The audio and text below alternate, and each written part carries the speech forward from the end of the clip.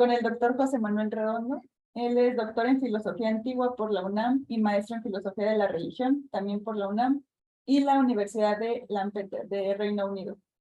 Hace ya cerca de 15 años imparte clases de Filosofía Antigua, Antigüedad Tardía, Edad Media y Renacimiento, y de Religión Griega en la UNAM. Es miembro investigador del Grupo Foro di Studi Avanzati Gaetano Maco, así como de la Sociedad Internacional de Estudios sobre el Neoplatonismo. Asimismo, colabora con diversos grupos académicos dedicados a la investigación y traducción de textos de filosofía antigua. Recientemente concluyó una estancia postdoctoral de investigación en el Centro de Estudios Clásicos del Instituto de Investigaciones Filológicas, acerca de la recepción que hace Marsilio Ficino en el Renacimiento italiano de la filosofía platónica de Proclo, siendo el platonismo tardoantiguo su principal tema de investigación. Bueno, vamos a comenzar. Vamos a tener algún tiempo para preguntas. Gracias. Hola, buen día. Muchas gracias en primer lugar al Seminario Sigillum. Mis felicitaciones por esta tercera entrega. Yo creo que es una labor muy importante para la filosofía tan peleada y avergonzada de su relación con la imaginación.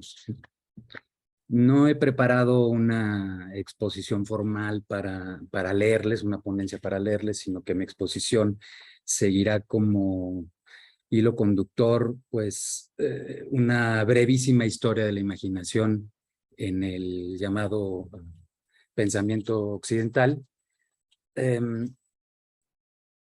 la cual, pues, nos llevará por un itinerario que parte de la Grecia clásica, que pasa por el platonismo de la Antigüedad tardía.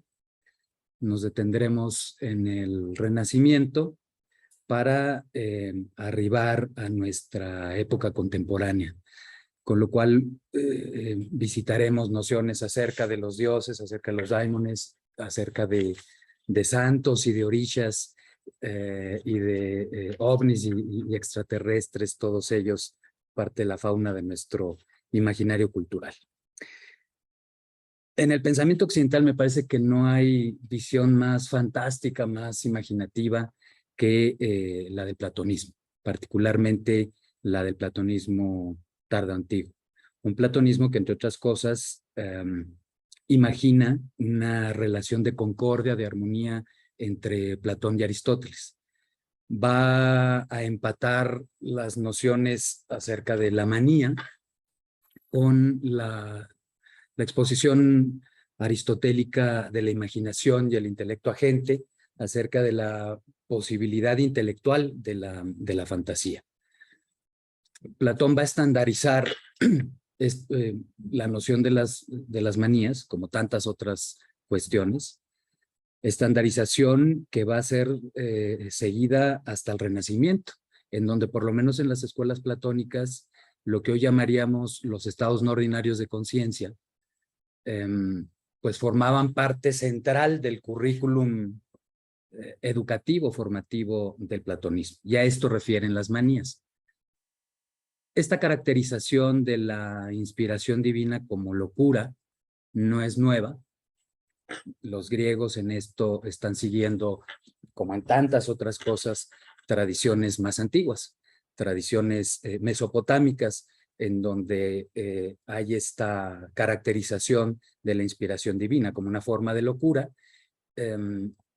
distinguiendo entre locura humana y locura divina.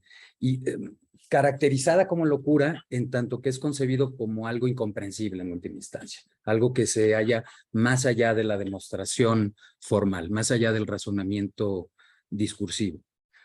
Cabe remarcar que los griegos de los que estamos hablando, de la filosofía griega a la que estamos apuntando, porque es necesario reimaginar la filosofía griega en su totalidad, es, como dice un académico griego contemporáneo, Christos Evangeliou, una filosofía mucho más cercana a la filosofía de la China y de la India que a la filosofía alemana trascendental, ¿no? Europea, pues. Y esto en directa confrontación con una autoridad como el teólogo protestante alemán Edward Seller, una autoridad en lo que es la historia de la filosofía griega, pues en buena medida hasta el día de hoy, quien definitivamente es incapaz de imaginar filosofía que no sea fuera de Europa, de la Europa moderna, desde donde se proyecta una noción de racionalismo para con los griegos. Y definitivamente niega la idea de una filosofía en la China o en la India, ¿no? Es una pena que tuviéramos que esperar a que Heidegger nos diera permiso de poder voltear hacia el taoísmo, hacia el budismo, para poder apreciar estas formas alternativas de pensamiento. Pero se trata de griegos quienes definitivamente no se conciben como occidentales y definitivamente, podemos ponerlo así, tampoco piensan que la filosofía comenzó en Grecia. Para Aristóteles, para otros griegos, hay una filosofía de los persas, hay una filosofía, lo usamos más abajo, hay una filosofía de los egipcios. La filosofía no comienza en Grecia. Y la filosofía tiene una relación orgánica con la imaginación en términos de una concepción muy positiva en lo que se refiere al pensamiento poético como expresión de sabiduría. El pensamiento poético, la intuición poética, corresponde a la manía de las musas. Las otras tres manías siendo la manía de Apolo, la adivinación, la manía de Afrodita, la locura divina del amor, y la manía de Dionisos, a la que corresponden la telestiqué y las artes sacerdotales, Gereion Techne, términos que emplea Platón en otros diálogos, como en el Simposio, y que van a estar emparentados con la noción de teurgia. Estos son términos empleados desde la época arcaica, la telestiqué refiriendo a los misterios, a la iniciación. Y en el planteamiento platónico, estas cuatro manías pueden entenderse como cuatro facetas de una dinámica compleja, en la medida en que, por ejemplo, es el eros lo que las potencia, pero es el lenguaje poético la herramienta empleada. Es el mito lo que es empleado en el rito, es el mito el lenguaje empleado en la adivinación, porque estamos hablando de una noción de adivinación muy lejana a la caracterización popular de esta como una predicción del futuro. Hay una caracterización de la adivinación en términos éticos desde una época muy temprana. Hay un interés en este sentido de la adivinación, concebida además no como algo que recurre a un lenguaje literal, sino a ese lenguaje imaginativo del mito, comprendiéndose que el mito es una forma de pensamiento colectivo. Esto es que la metáfora, la imagen, el símbolo, la analogía, todos estos conceptos relacionados y desarrollados por el pensamiento platónico a lo largo de siglos, todos estos tienen una realidad metafísica, una suerte de realidad colectiva, objetiva hasta cierto punto, además de un aspecto subjetivo. De modo que estas experiencias asociadas con el entusiasmo, con el éxtasis, con la posesión, son concebidas positivamente como experiencias o manifestaciones de sabiduría, de un modo similar a como el mito es caracterizado como una especie de metafísica poética, como un lenguaje o expresión, pues, de sabiduría. Así que, si bien Platón expulsa a los poetas en la República, se ha dicho hasta el hartazgo, lo que nunca queda muy preciso es qué tipo de poetas, qué tipo de poesía es censurada por Platón, porque claramente en el Fedro la poesía tiene un lugar en cierto sentido superior al razonamiento formal.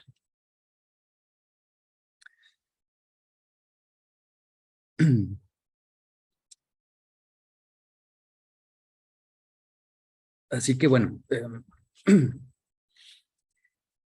Es un Platón concebido por los platónicos posteriores como principalmente un teólogo, pero un teólogo en el sentido griego, no en el sentido medieval, cristiano, latino, occidental, que posteriormente va a tener el término como algo diferente de la filosofía. Es en ese periodo en donde se va a operar esa separación entre filosofía y teología que seguimos asumiendo hasta el día de hoy, distinción que realizan los teólogos, no precisamente los filósofos. Entonces es un Platón que es un teólogo, una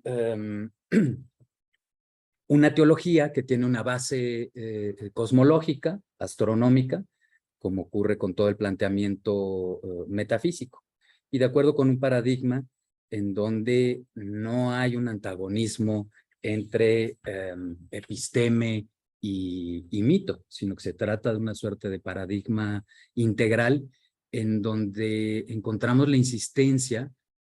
Proclo, 11 siglos después de Platón, en su escuela de Atenas, la insistencia sobre la importancia de que el filósofo se instruya, se eduque tanto en las demostraciones formales, en la apodeixis, como en el pensamiento mítico. Es necesario, dados los límites del razonamiento formal y en última instancia del lenguaje, es necesario el recurso al mito. Dicho otro modo, la propuesta acerca del recurso del mito y del rito, porque además son inseparables mito y rito, parte de rigurosas críticas o concepciones críticas acerca de los límites de la discursividad racional y del lenguaje en última instancia.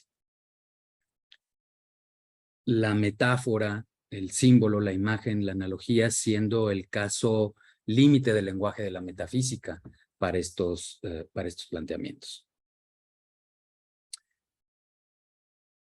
Junto con la noción de manía en Platón, Aristóteles va a hacer planteamientos acerca de la imaginación y el intelecto agente, partiendo de una concepción del intelecto, de la inteligencia de Nous, en armonía con la de Platón, y no hace falta ser neoplatónico para concebir esto, en donde la imaginación va a tener una posibilidad, en cierto sentido, intelectual, superior al razonamiento formal. Si bien comúnmente en el esquema psicológico aristotélico del de ánima, la imaginación se sitúa por debajo del razonamiento, entre el razonamiento y la sensación, entre la conciencia y la corporalidad.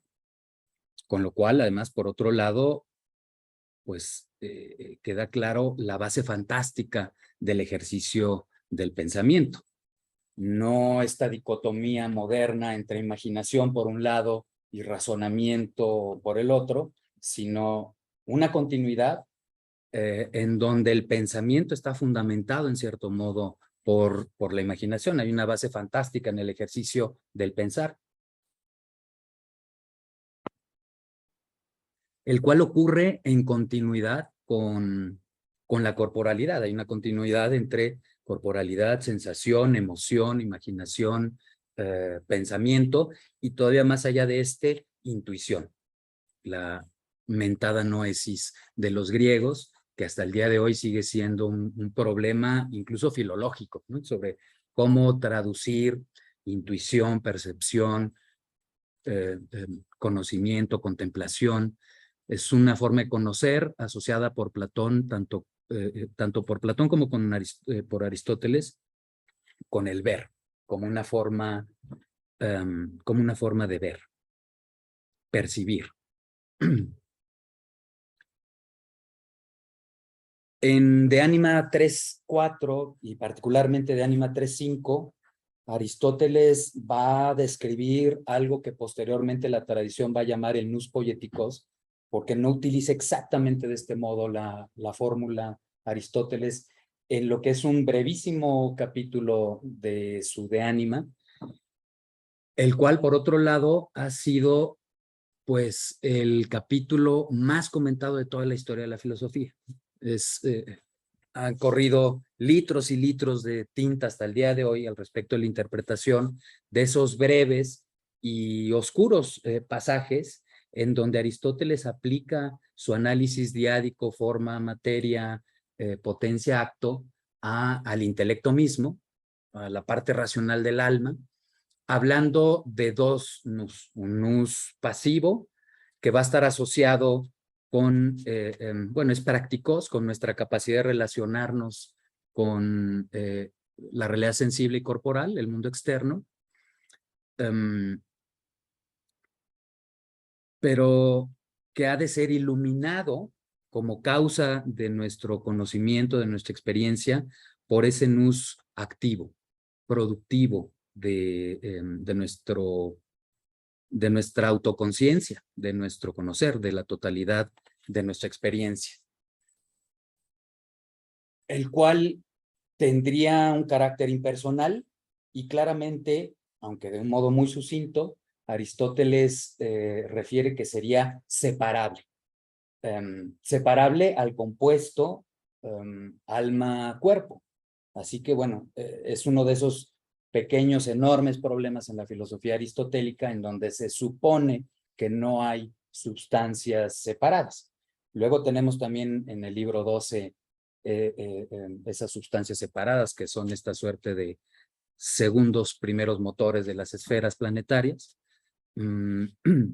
pero supone una suerte de sí mismo en el ser humano, en donde se accede a un autoconocimiento directo de lo divino.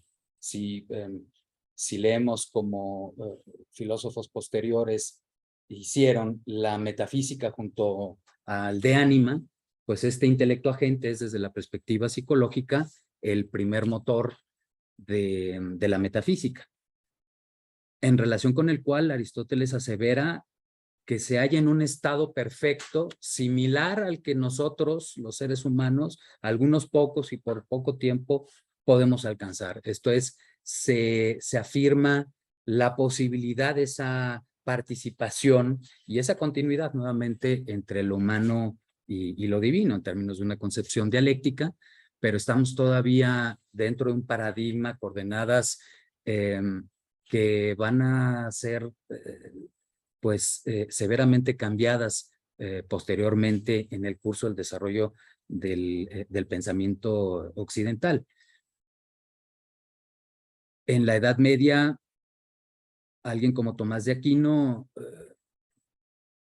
formalizará la interpretación dominante del intelecto agente, que va a estar aunada a una concepción de la razón y por lo tanto de la filosofía, incluso en un sentido profesional, pues estamos en la época del desarrollo de las universidades, reducida la filosofía al ejercicio formal, demostrativo, al análisis discursivo, la imaginación quedando ya no como una posibilidad en cierto sentido superior al razonamiento formal, una posibilidad cognitiva superior, sino subordinada subordinado al razonamiento formal, subordinada a la sensibilidad.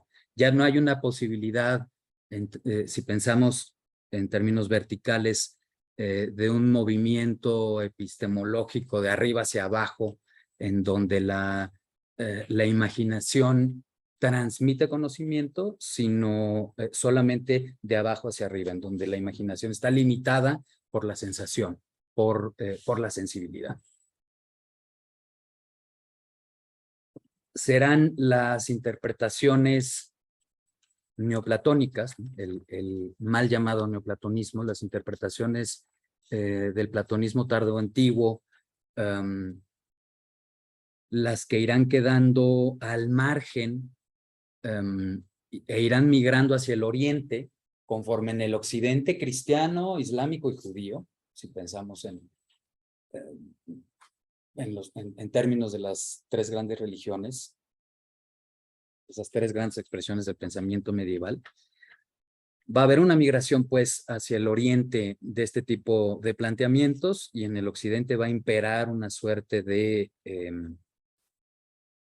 concepción más racionalista la llamaríamos. De hecho, en el siglo XIII, a partir de una serie de revueltas estudiantiles y de profesores en la Universidad de París, es políticamente que la autoridad tiene que dar un manotazo y prohibir que en las facultades se enseñen estas interpretaciones acerca del intelecto agente, acerca de la eternidad del mundo, otra serie de tesis, pero entre las más importantes, interpretaciones del intelecto agente, las cuales desde luego ponen en cuestión, para decirlo muy rápidamente, la función de la estructura institucional eclesiástica, en la medida en que la noesis supondría un conocimiento, un contacto y en última instancia una unión, porque más allá de la noesis, los platónicos pretenden la génosis, la unificación del alma con la divinidad, una progresiva relación cognitiva inseparable de un desarrollo de la virtud, inseparable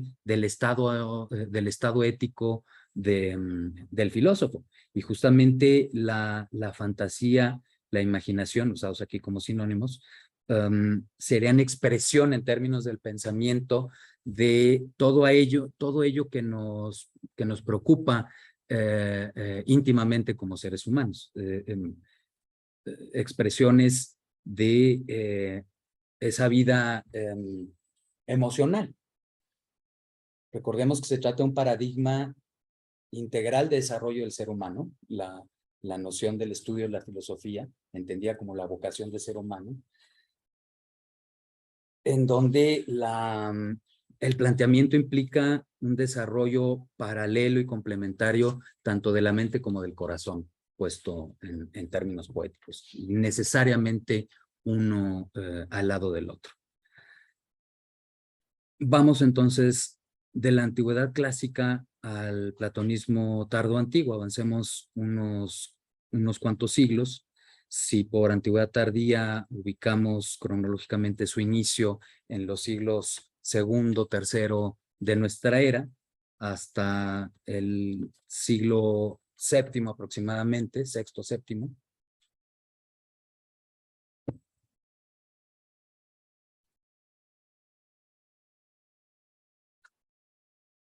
En el caso de las escuelas platónicas hay un diálogo polémico con el cristianismo, el cual va ascendiendo como influencia cultural dominante en el imperio. Y como una suerte de frente de suma helénica, va a haber la propuesta de la llamada teurgia. Los platónicos antiguos distinguían dos corrientes al seno del platonismo, aquella de los contemplativos, representada por Plotino y Porfirio, y la de los hieráticos, aquellos que privilegiaban la teurgia por encima de la filosofía. Ahora es importante aclarar que no se trata de dos alternativas. No es que la filosofía sea la alternativa formal seria frente a la alternativa hippie de la teurgia, sino que el teurgo para estos filósofos, Jámblico, Damasio, bueno, en orden, Siriano, Proclo, Damasio, de entre los más importantes, para ellos el teurgo ha de ser necesariamente un filósofo. El teurgo, es decir, el practicante ritual, porque la teurgia va a referir a diversas prácticas rituales, es un científico piadoso a la vez que un filósofo virtuoso, quien practica el rito comprendido como una suerte de performance filosófico. Se reconoce el valor no ético del rito, se entiende como un ejercicio de contemplación en acción,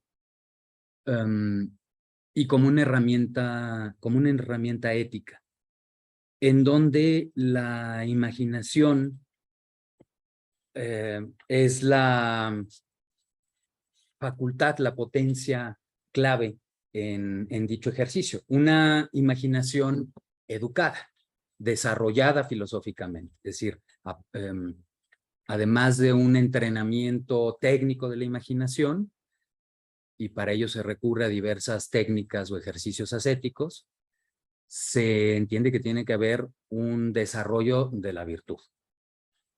El esquema del desarrollo de las virtudes, el currículum ético de las escuelas platónicas tardoantiguas, busca imitar, mimetizar el esquema del currículum de estudio de los diálogos de Platón, del estudio de la filosofía. Y es al final de dicho currículum de desarrollo ético que las escuelas, tanto de Atenas como de Alejandría, van a poner la teurgia. En la escuela de Alejandría, la teurgia va a ir desapareciendo o quedando discretamente desvanecida en dicho currículum progresivamente conforme avanzan los siglos de la antigüedad tardía frente a la escuela ateniense. La escuela de Alejandría teniendo una relación más intensa con el cristianismo. Y por el cristianismo aquí estaríamos incluyendo a los gnósticos, a los llamados gnósticos, ¿no? Porque todavía durante los primeros siglos de nuestra era, pues son grupos en realidad indistinguibles. Muchos de estos más importantes personajes o maestros son al mismo tiempo obispos de la iglesia cristiana.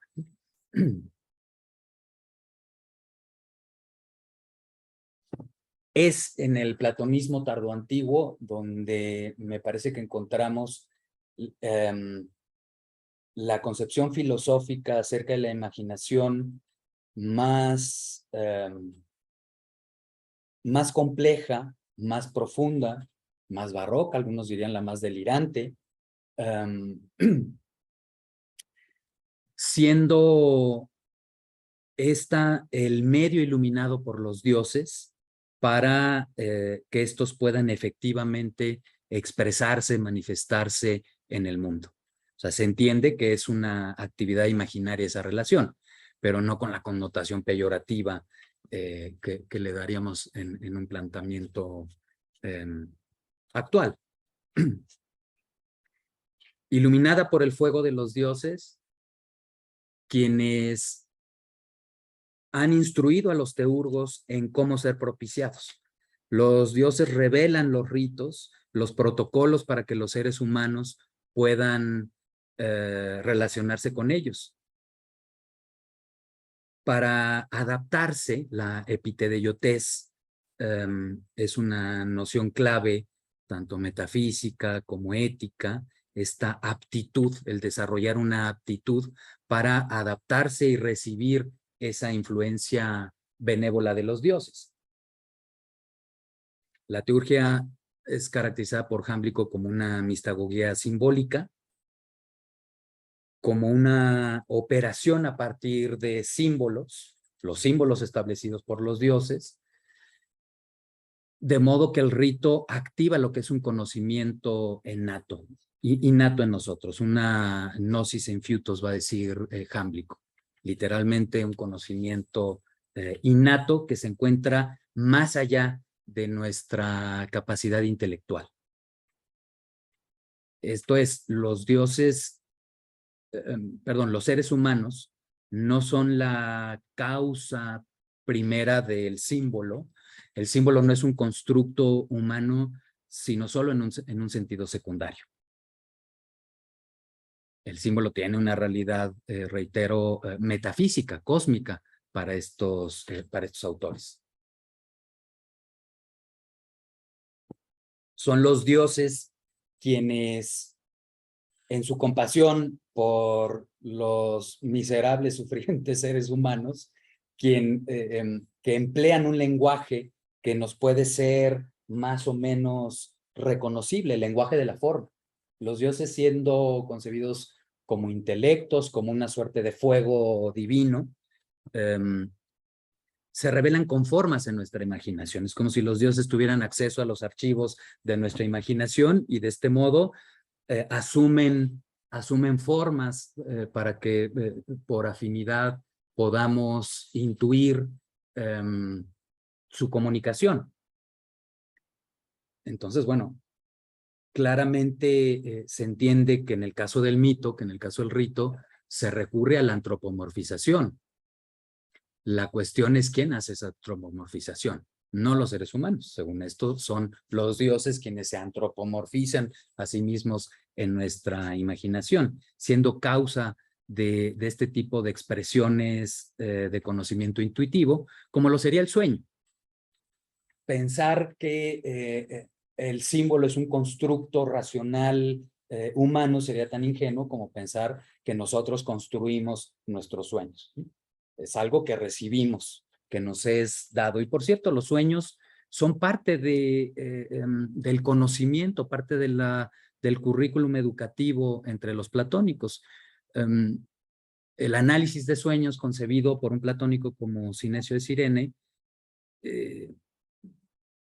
como expresión de esa educación natural frente a la educación o instrucción formal, ¿no? Bueno, sí, la educación formal.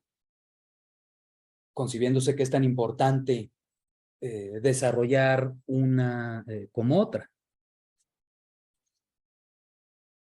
Es un lenguaje afín al de los sueños, es el lenguaje del mito, el lenguaje del arte, diríamos, lo que es empleado en el rito. Entonces, bueno, frente a caracterizaciones de alguien como Edward Seller, nuevamente, que ve en Jámblico, bueno, ya sí, la peor de las aberraciones en la historia de la filosofía, introduciendo ese primitivismo, cediendo a la tentación de la superstición en una época de decadencia, y bueno, toda una toda una serie de caracterizaciones que comparten estos autores europeos que se indignan frente a lo que sea que pueda oler a magia. Por otro lado, comprendida de un modo terriblemente infantil. Así pues, es un lenguaje empleado para estos platónicos por el daimon, ese pedagogo del alma. La preocupación por la comunicación con los daimones antecede a Sócrates, está entre los primeros presocráticos, si pensamos en el llamado papiro de Derbeni, en las referencias a los pitagóricos que se comunican con daimones. Daimon, el cual tiene la función en la teurgia de facilitar para el alma la relación con la divinidad tutelar, con esa divinidad del alma. El mediar la unificación, en primer lugar, de la persona para con esta suerte de identidad transpersonal, esta suerte de sí mismo que es nous. Esto a su vez mediado por una asimilación con el alma del mundo. Y en última instancia, tras nous, la unificación con la divinidad. Algo que se encuentra más allá del conocimiento y que sin embargo es descrito en términos experienciales, en términos sensoriales. Plotino llega a recurrir a imágenes intensamente eróticas para remitir a la unión que él experimenta, según nos relata él mismo y su discípulo Porfirio, que escribe la vida de Plotino.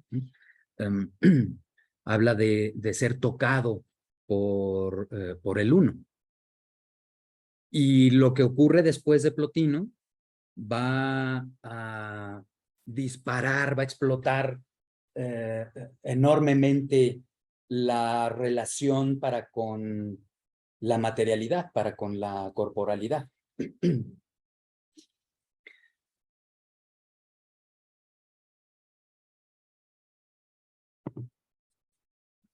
La teurgia implica una profundización en la corporalidad, en la encarnación, no la huida o el rechazo de esta, una profundización en la sensación, en la relación con el ámbito natural, el cosmos siendo comprendido en esta visión mítica como una teurgia, como una liturgia de los dioses oficiada para con el Dios de dioses, una caracterización mítica de lo que es concebido como el primer principio de las metafísicas platónicas, llamado por Plotino el uno bien.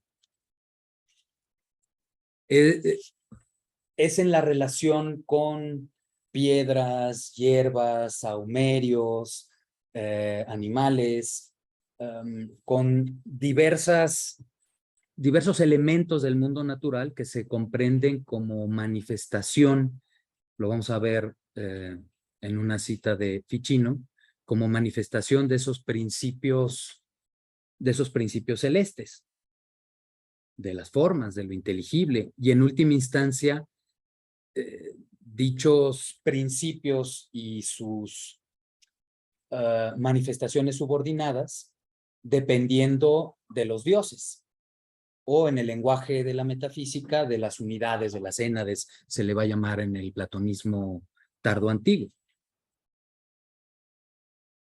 La totalidad de las cosas se comprenden como encadenadas, como enlazadas por los dioses, quienes sostienen en sus manos dichas cuerdas, dichas cadenas que todo lo unen, que todo lo vinculan.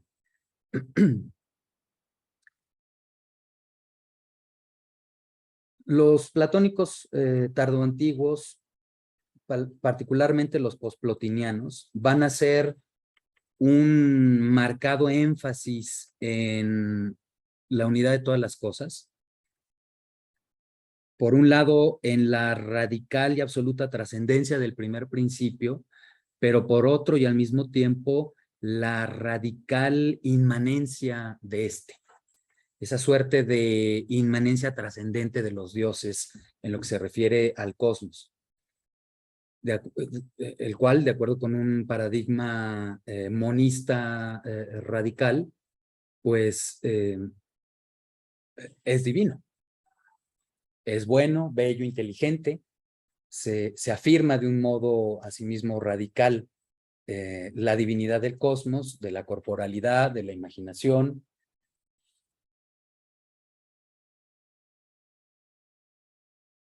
En el marco de un proyecto universalista que va a ser de la astrología la religión universal propuesta por los platónicos. Estamos hablando de un fenómeno que, como el historiador de la ciencia Otto Negebauer afirmara, pues tiene una convocatoria, un poder ecuménico comparable solamente al del cristianismo.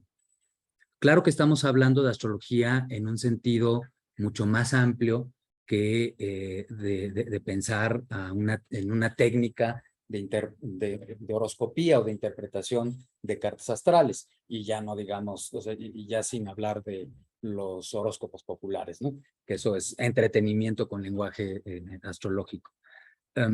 Ahora, ya desde esta época hay una crítica muy severa, un distanciamiento para con los astrólogos profesionales. Y esto se va a replicar luego en el platonismo del Renacimiento. Plotino escribirá censurando duramente a los astrólogos contemporáneos, pero al mismo tiempo desarrollando una suerte de metafísica de la astrología. La astrología siendo comprendida en un registro psicológico, como una herramienta ética, frente a la errónea comprensión o la falta de comprensión de los astrólogos del lenguaje que emplean, atribuyéndole, echándole la culpa a Mercurio retrógrado o atribuyéndole a Marte las faltas propias. Y esto, bueno, pues es escandaloso para un platónico como Plotino, quien encuentra en las leyes de Platón, por ejemplo, pues la censura al respecto de atribuir cualquier tipo de maldad a los dioses, por parte de los adivinos y de los brujos profesionales, quienes piensan que pueden darle una mordida a los dioses, básicamente, ¿no? Que piensan que pueden sobornarlos en pro de sus necesidades egoístas. Ahora, no es que los platónicos censuren el buscar proveerse de algún tipo de beneficio personal por medio del rito, pero la perspectiva es muy distinta. Si uno observa en los himnos que Proclo dirige a los dioses, el tono, la tónica es muy elevada, le pide a los dioses iluminación, liberación, serenidad, toda una serie de virtudes, pero luego en las últimas líneas al final, en uno u otro himno, Proclo le ruega a los dioses, bueno, y mira, y ya por último, si no es mucha molestia, si me das una buena esposa, que no me falle la salud, que esto y lo otro, pues la verdad te lo voy a agradecer, pero bueno, ya tú verás, ¿no? Ahí sí se puede, si no es mucho problema. No es esa la función primaria del rito. Se entiende que hay una legitimidad en el empleo del rito y de acuerdo con una concepción del destino como condicional, es decir, parcial o relativamente condicionado, no totalmente. Y entonces dentro de ciertos límites es legítimo este empleo, pero esa no es su función, esa no es su función primaria, ¿no? La función primaria del rito es su empleo en el ascenso del alma, para decirlo rápidamente, ¿no? Siendo la imagen principal empleada en el platonismo.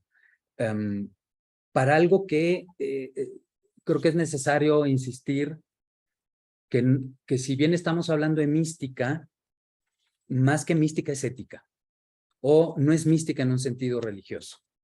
Se ha dicho de Plotino que si vamos a hablar de mística, entonces habrá que hablar de una mística racionalista, en donde la razón encuentra en su fondo algo que la supera, pero no es exactamente en un sentido religioso, porque a pesar de este recurso por el rito, a pesar de estos discursos tan cargadamente teológicos, es decir, relacionados con los dioses, no deja de ser un planteamiento filosófico. Es un planteamiento filosófico en donde en cierto sentido la filosofía se trasciende a sí misma, se podrá decir, pero no deja de ser en su totalidad un planteamiento filosófico, el cual desde luego no es visto como antagónico a un planteamiento científico, sino que hay un elemento de episteme, insiste Jámblico, en lo que es la teurgia. Bueno, Jámblico y los hieráticos. De ahí que el mismo Jámblico aclarará esos dos sentidos en los que hay que entender el término teurgia, que además se trata de una, de un término que se ha vuelto estándar en la academia actualmente para referir a una serie de prácticas complejas para las cuales los platónicos emplean muy diversos términos, ¿no? Una buena cantidad de términos. Entonces, engloba diversas prácticas, diríamos tal vez nosotros religiosas, mágicas, místicas, adivinatorias.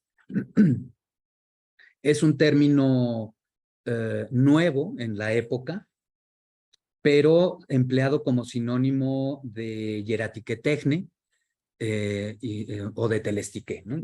Las artes hieráticas o sacerdotales y la teléstica asociada con la iniciación. Así pues, en un sentido primario, aclara Jámblico, la teurgia ha de remitirnos a la dinámica misma de la realidad, esa dinámica divina, metafísica que sostiene la realidad misma, esa dinámica metafísica y cosmológica, la cual es reproducida en la práctica ritual, en la práctica teúrgica.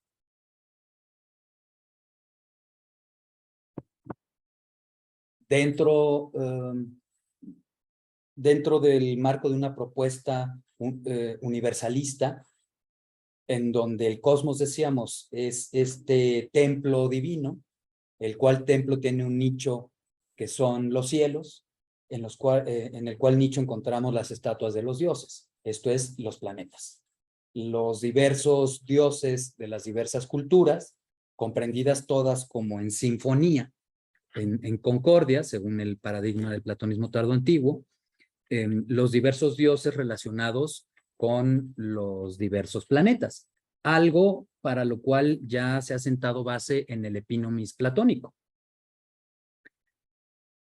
Toda esta tradición teúrgica platónica tardoantigua va a ser recibida por Marsilio Ficino, el filósofo florentino, traductor de Platón, traductor del Corpus Hermeticum, traductor de Plotino, de Jámblico, de Proclo, un muy profundo conocedor de la tradición platónica,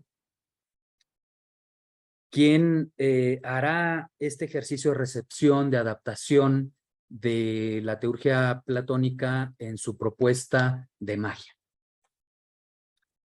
Sí, me gustaría que podamos leer.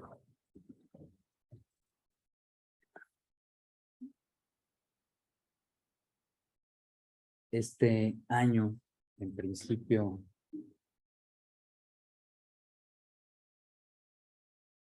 este año saldrá la publicación de este texto en donde Marsilio Ficino traduce a Proclo acerca del arte hierática. Es un texto de Proclo, Peritescat Helenas Hieráticas Tegnes, sobre el arte hierática de los griegos, al cual va a nombrar Ficino de Sacrificio et Magia, sobre el sacrificio y la magia. Leo el primer párrafo como ilustración textual de estos planteamientos a los que hemos estado refiriendo. Así como los amantes avanzan poco a poco a partir de la belleza que se muestra por los sentidos, a través de la razón hacia la belleza divina, así también los sacerdotes antiguos, cuando contemplaron cierta afinidad y simpatía entre los fenómenos naturales, entre los fenómenos manifiestos y sus fuerzas ocultas, y encontraron que todas las cosas estaban en todo, fundaron la ciencia sagrada de estas cosas, pues habían comprendido que lo supremo estaba en lo ínfimo y que lo ínfimo estaba en lo supremo. En efecto, lo terreno está en el cielo según la causa y modo celestial, e incluso en la tierra está lo celestial, pero al modo terreno. Pues ¿por qué pensamos que aquellas plantas que llaman heliotropas, esto es la solisecua, se mueven de acuerdo al movimiento del sol en la dirección del sol, y las selenitropas, esto es la lunisecua, se vuelven hacia la luna? Indudablemente, todas las cosas por igual rezan y cantan himnos para los señores de su propio orden, pero unas lo hacen de modo intelectual, otras de modo racional, otras de modo natural y otras de modo sensible. Y así, la solisecua puede ser movida hacia el sol de cualquier manera, y si alguien pudiera oír el batir hecho por ella en el aire, en efecto, se percataría de que aquel acto particular está dispuesto para su rey a través de tal sonido, cualquiera que pueda realizar la planta. Por esto, ciertamente, es posible ver al sol y a la luna en la tierra, pero según su cualidad terrena. Efectivamente, en el cielo todas las plantas, las piedras y los animales tienen vida intelectual según la naturaleza celeste.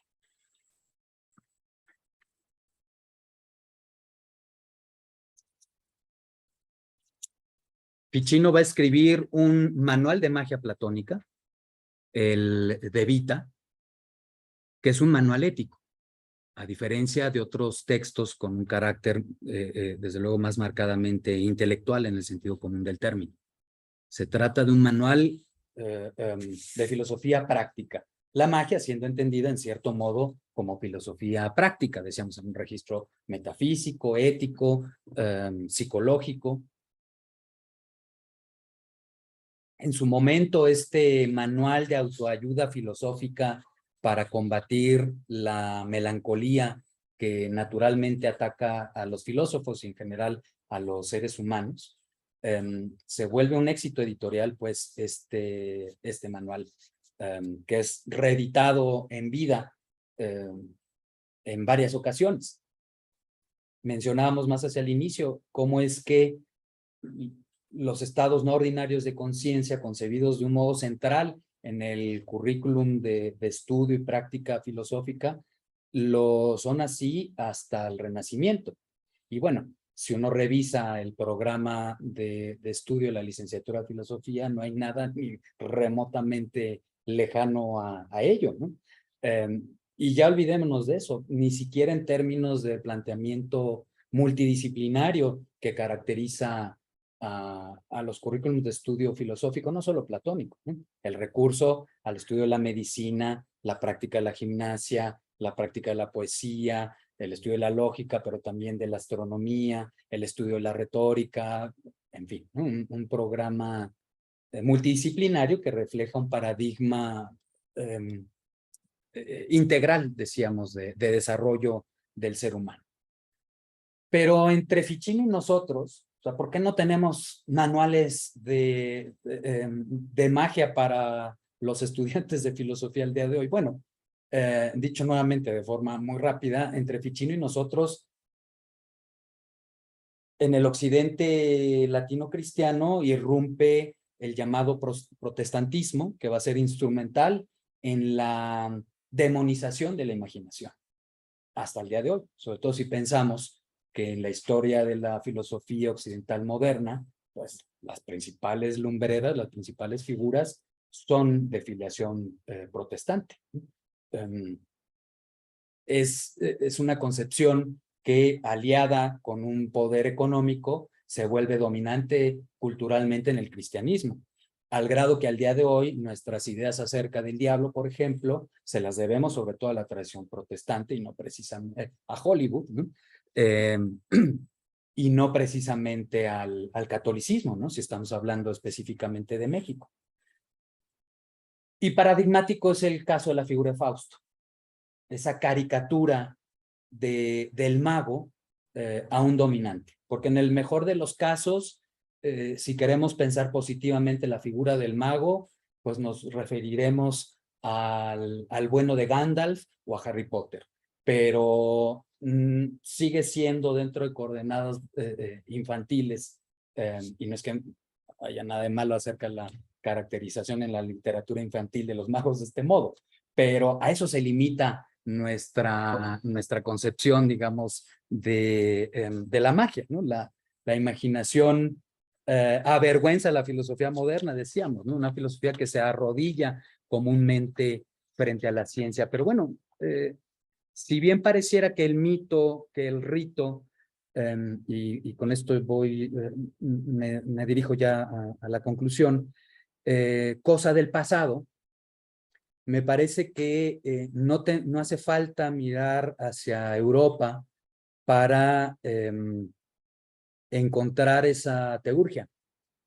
Y me refiero ejemplos, pues, de la teurgia. Me refiero a tradiciones mistéricas, iniciáticas, contemporáneas, no las del esoterismo comercial occidental, que principalmente se trata de un fenómeno comercial, un muy lamentable fenómeno comercial si pensamos intelectualmente en la oferta, y no es una cuestión de ponerse chocantes o pedantes académicamente. A lo que voy es que, bueno, se entiende también la desconfianza cuando al respecto de estos discursos, cuando uno ve lo que es la oferta general. Y sin embargo, no perece el interés por el mito, no perece el interés por el rito. En nuestro contexto podemos pensar en la llamada regla de Ocha, popularmente conocida como la santería, el palomayombe, el quimbanda y el umbanda brasileños, al igual que en candomblé, como tradiciones mistéricas, las cuales, y bueno, es parte de un trabajo actual que realizo con otros colegas, pues, ¿cómo decirlo? Comparten una poderosa analogía con la teurgia platónica. Más allá de que los yorubas estuvieran en contacto con los egipcios y que eso pudiera hasta cierto punto explicar algunas afinidades o parecidos rituales,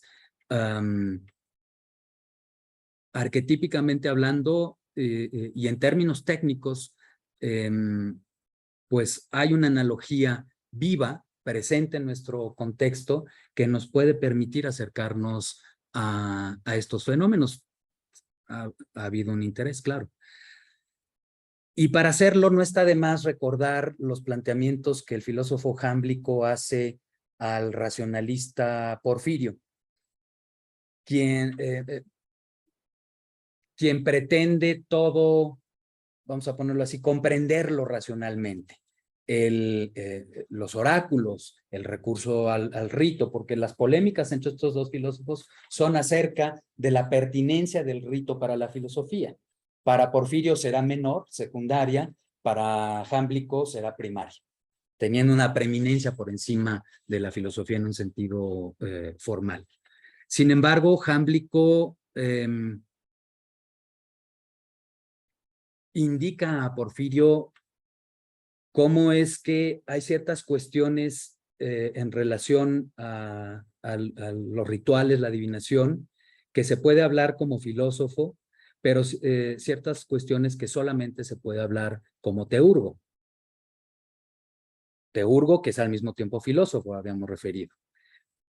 Aquí la distinción es entre la experiencia de Jámblico y el acercamiento de Sillón al ritual que hace Porfirio. O sea, Porfirio es un erudito que se acerca a los oráculos, a los ritos, teóricamente, no con tanta experiencia directa. Por lo menos eso es lo que sugerirá Jámblico, quien asume el seudónimo de un sacerdote egipcio para responder responder a Porfirio.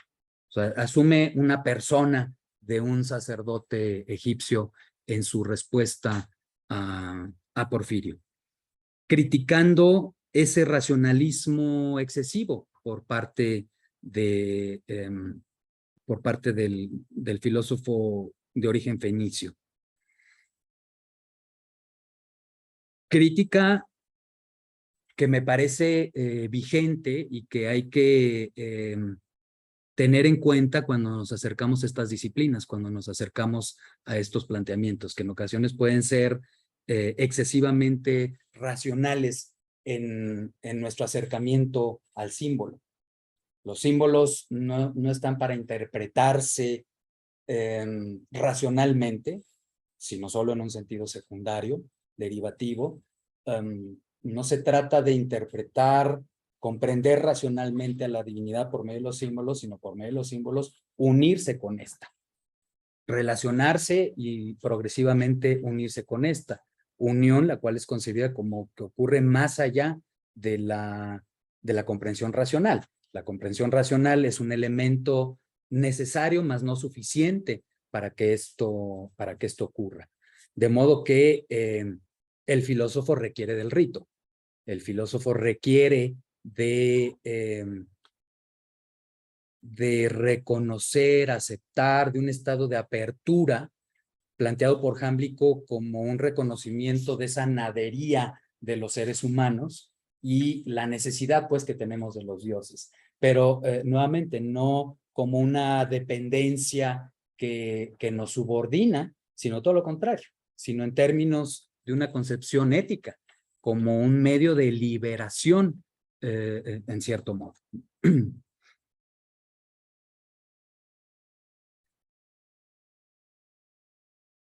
Santos y Daimones es el título reciente de una antropóloga brasileña, Rita Segato, que hace un estudio comparativo entre las tradiciones griegas y las tradiciones afrobrasileñas particularmente, empleando la hermenéutica junguiana. Si Jung hubiera viajado a Latinoamérica y hubiera conocido estas tradiciones, porque viaja a la India, viaja a África, bueno, a la India ya no estoy seguro, no, pero bueno, viaja a África y busca conocer otras tradiciones, pero como él mismo reconoce, lo hace en ocasiones desde una perspectiva pues muy racionalista, como lo hemos estado poniendo. Hay esa tensión, como pensador occidental que es, hay esa tensión. Yo no sé si nosotros somos occidentales, pero tenemos en cierto modo un acceso a esa forma de pensar con los sentidos que es la imaginación, que en un contexto ritual, pues desde este planteamiento es visto como una posibilidad cognitiva necesaria para eso que llamamos la filosofía. Y el único modo de poder, pues, saber al respecto es experimentarlo. no teorizar al respecto, sino la experiencia directa. Y en ese sentido me parece van los planteamientos de Jámblico, poniendo límites hasta dónde es posible la exposición, la discusión teórica intelectual, cuando no hay una perspectiva no solo externa, sino interna, de alguien que ha pasado por la iniciación, que alguien que pertenece a dicha comunidad mistérica, ¿no? Y bueno, por último,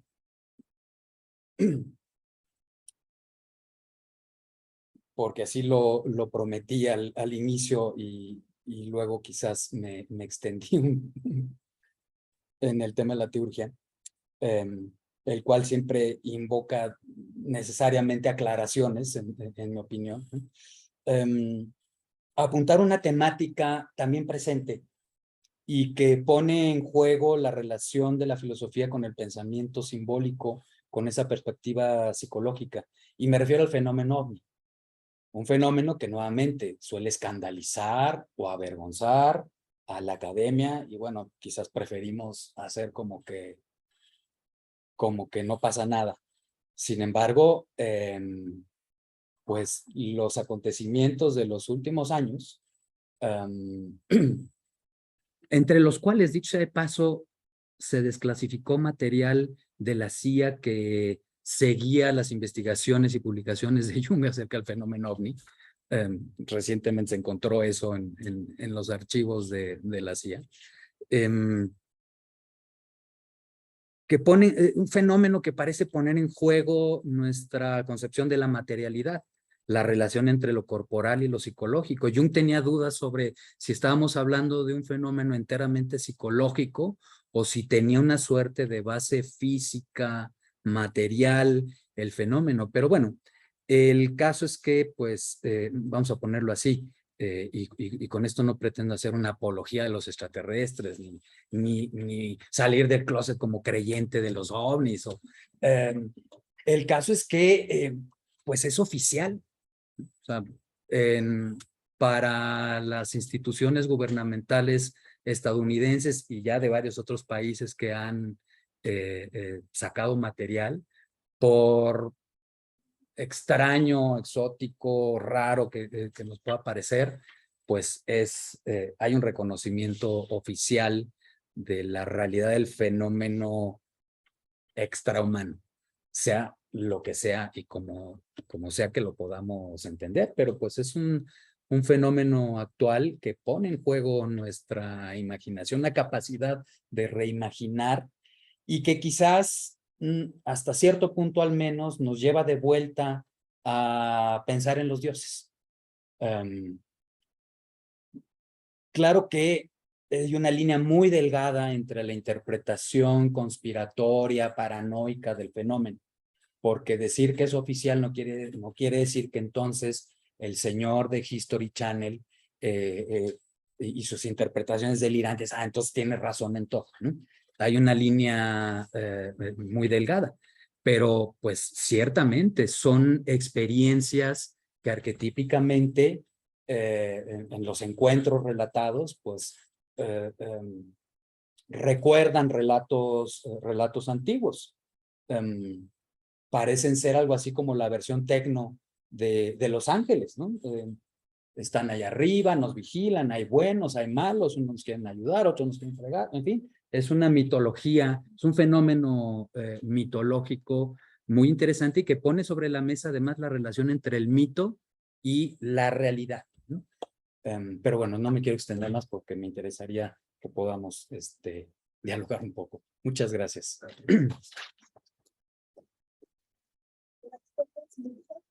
Creo que es bastante pertinente, ¿no?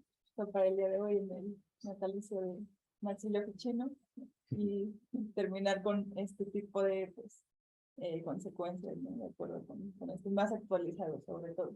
Bueno, tenemos algunos minutos para preguntas.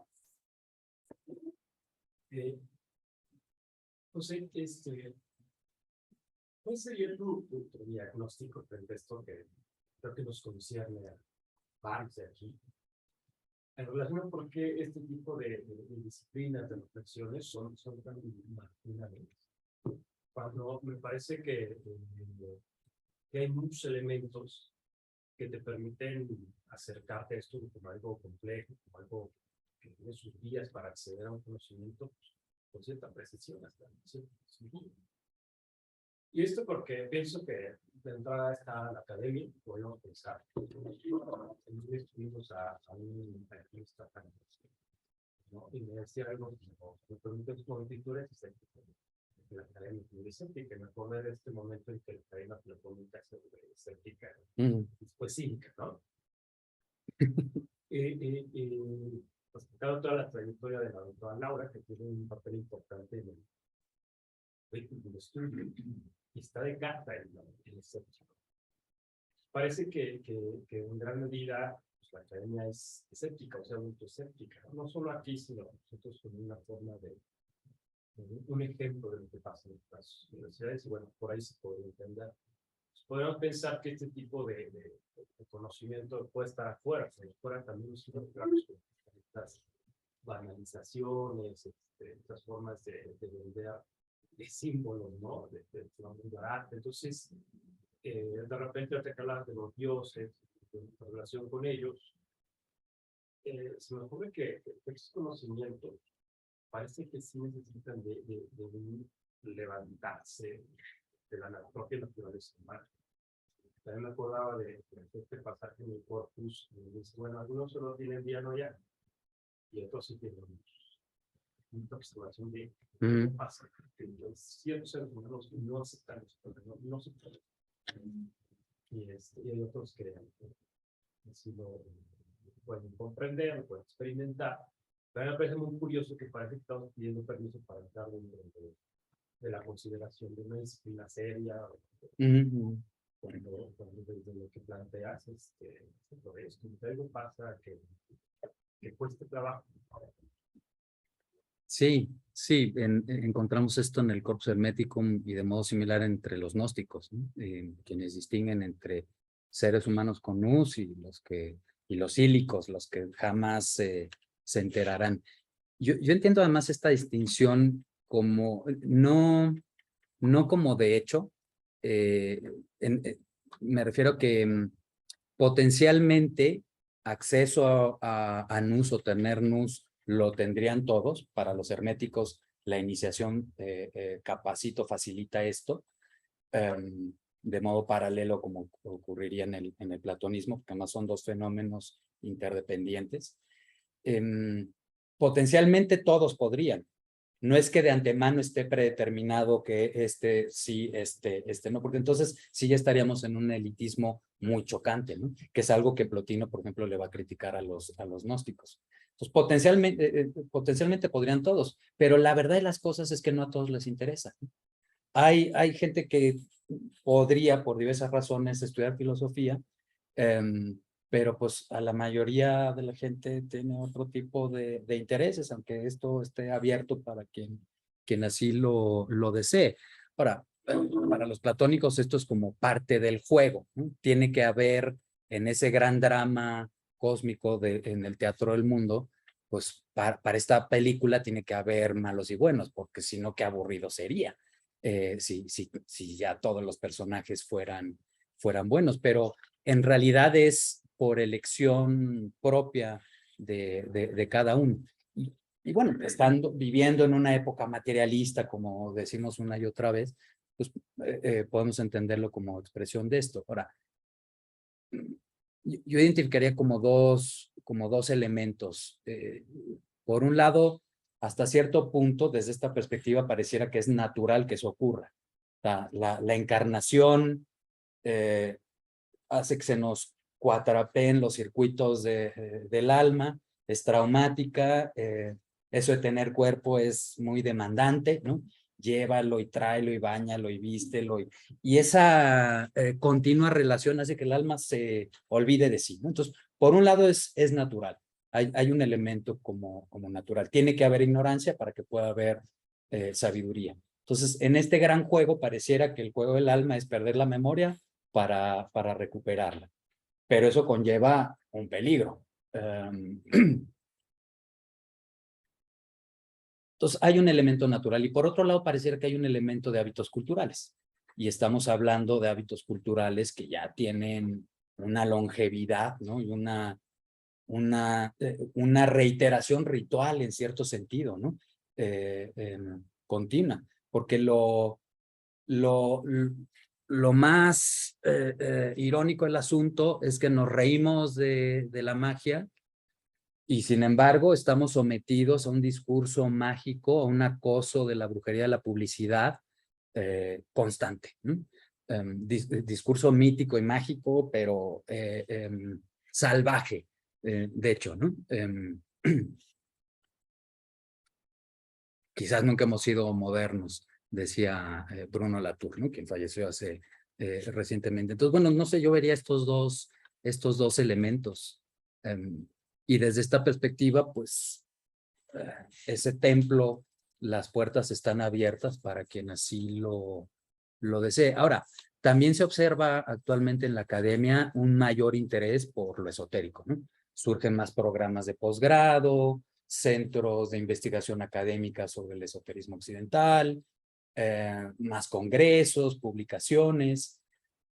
Sin embargo, esto pareciera tener límites porque se puede caer nuevamente en el exceso de querer acercarse a todo esto, nada más desde aquí.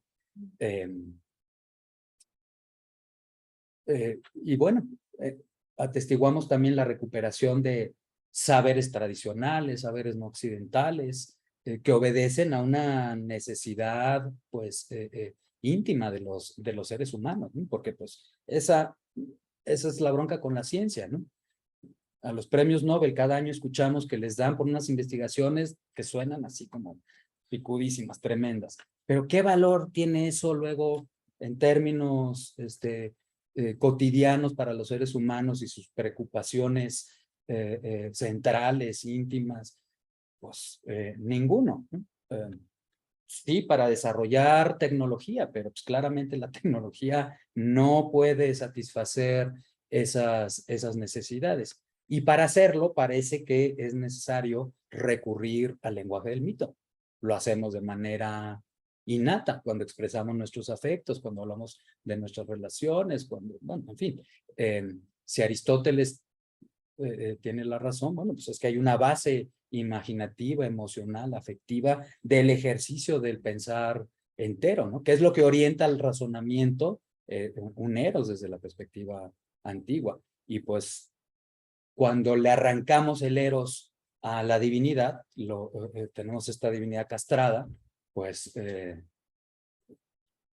la llamada cultura occidental, signifique lo que signifique, pues estamos ahí buscando remediar esta situación y me parece que en ese sentido tienen un valor práctico, concreto, específico estos planteamientos, pero es práctico. Entonces, si uno no lo hace, uno no lo puede entender. Esa es como básicamente la idea, porque si uno quiere entenderlo nada más desde la teoría para ver si sí, si no, a ver si me convence intelectualmente, no, o sea, hay un rigor, tiene que haberlo, pero esa no es su función. Sí, también. Tengo pues tres preguntas por parte. La primera es que he leído en varias partes o en algunos libros, algunos también especialistas en griego, como la autenticidad digamos, de los escritos de los estudiantes de Aristóteles. Digamos, como que se dice que de ese corpus, porque en cierto sentido como que el Aristóteles también es una construcción imaginativa. Digamos que, Claro. porque lo que entiendo es que, digamos, de las traducciones fidedignas a Aristóteles, se dice que es más o menos un 65% de lo que se podría decir de sus estudiantes, lo que es la primera pregunta. La segunda es porque dices que hay un llamado mal neoplatonismo, o sea, porque el neoplatonismo es llamado, digamos, de esta manera. La tercera es cómo es el alma del mundo en Cámbrico y qué diferencia hay respecto al Dios. Y la última es la participación política de los neoplatónicos. Digamos, como en ese mundo helénico, porque por ejemplo, lo poco que he estudiado, los neoplatónicos no fueron tan sí, como que no participaban tanto en política a diferencia, digamos, de un Sócrates platónico que sí. Ese es como el prejuicio académico todavía dominante Vale. en relación a los mal llamados neoplatónicos. Lo hice aposta y me alegro de que te hayas enganchado con ello, porque me da pie para hacer una aclaración que siempre encuentro necesario hacer. Es un término que usamos dándolo como por hecho, ¿no? Es una de tantas estandarizaciones que empleamos porque son hasta cierto punto útiles en la historia de la filosofía, pero que luego, pues, como dice Gerson acerca del término platonismo, oscurecen más las cosas que aclararlas, ¿no? La categoría como tal es construida en el siglo XVIII por teólogos protestantes alemanes, gente un poco anterior a alguien como Seller, justamente. Seller siendo además un hegeliano en su perspectiva de la historia de la filosofía, ¿no? Y se emplea esta categoría para diferenciar a Platón de los platónicos tardoantiguos, quienes fueron los más severos críticos del cristianismo.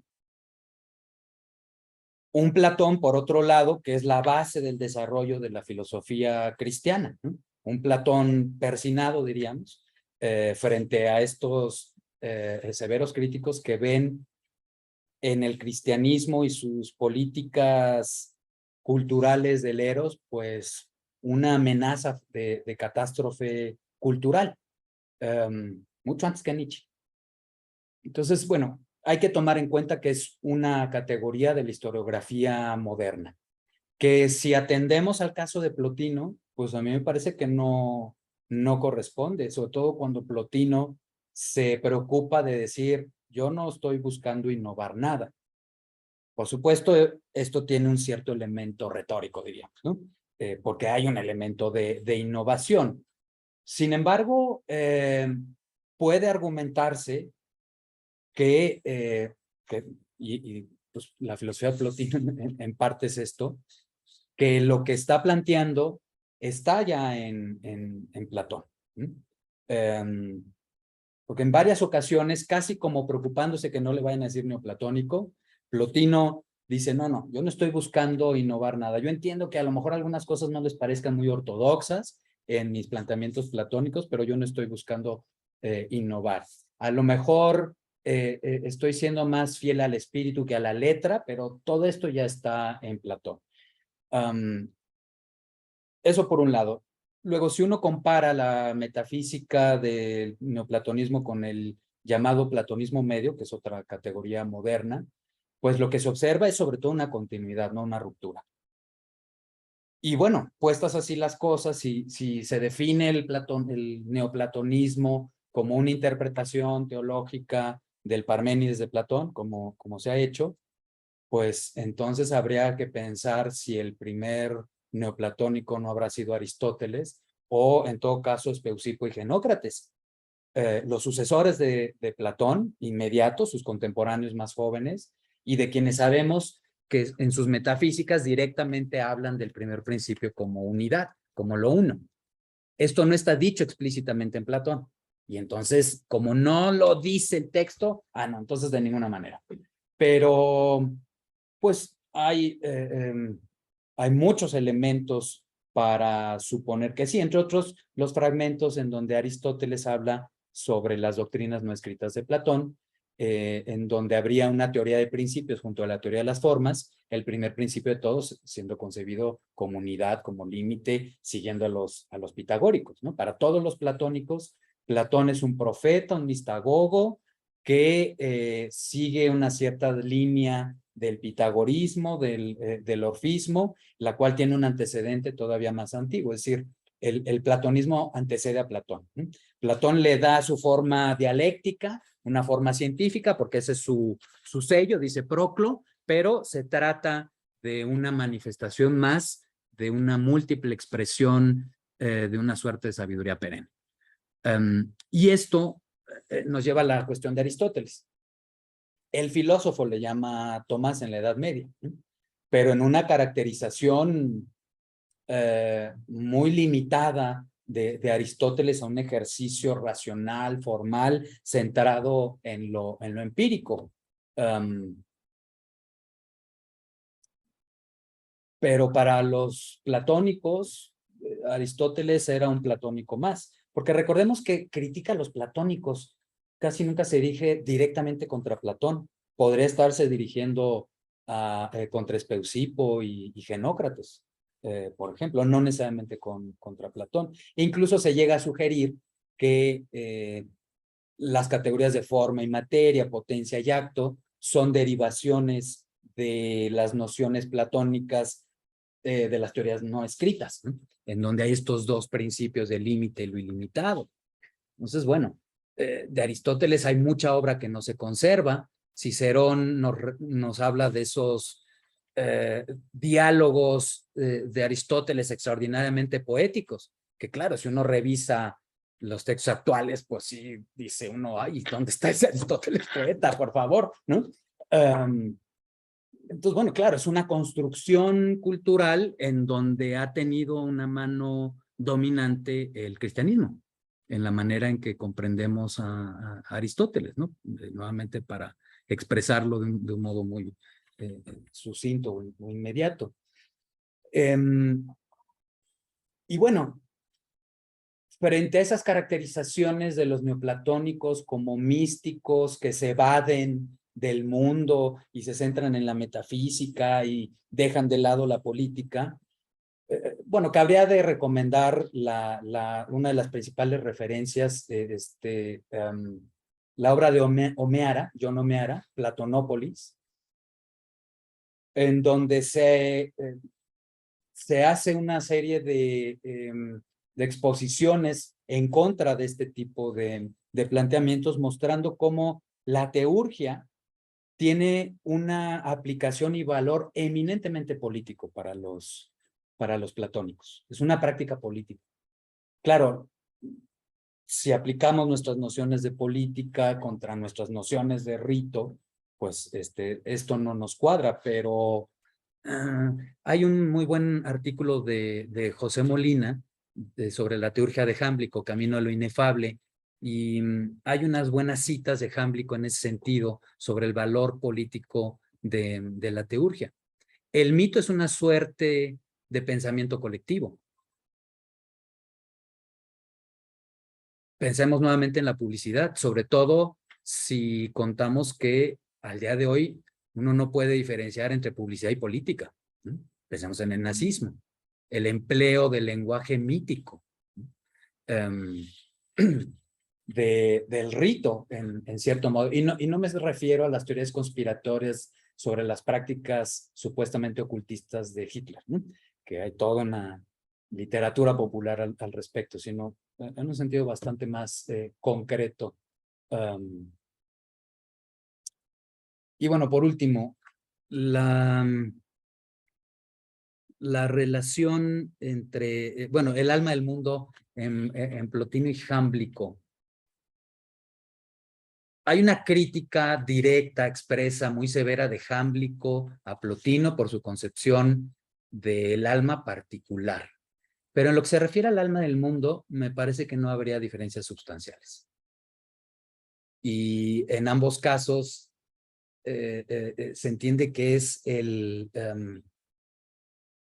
paso, el medio fundamental para esa asimilación a lo divino.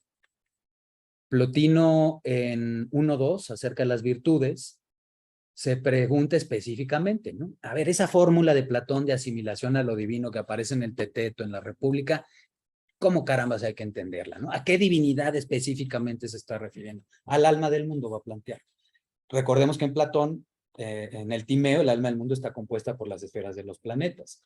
Y ahí entra el papel de la astrología, por ejemplo, en la asimilación del alma particular al alma del mundo. Que como se dice en el Timeo, que las revoluciones del alma particular se asimilen a las revoluciones del alma del mundo. Pues bueno, es una comprensión de la astrología que está en el polo opuesto a Walter Mercado o incluso a muchos de los astrólogos profesionales contemporáneos, ¿no? y ha habido una carga de tanto prejuicio alrededor de estas disciplinas que en automático suele haber esta respuesta, ¿no? De rechazo. Como en automático se asume un escepticismo, sobre todo porque eso es lo que pareciera correcto, ¿no? Porque alguien serio no se va a permitir creer en la astrología, pero no es una cuestión de creencia. O sea, sería como preguntarnos si uno cree en el arte. No, pues es que no es cuestión de creencia, ¿no?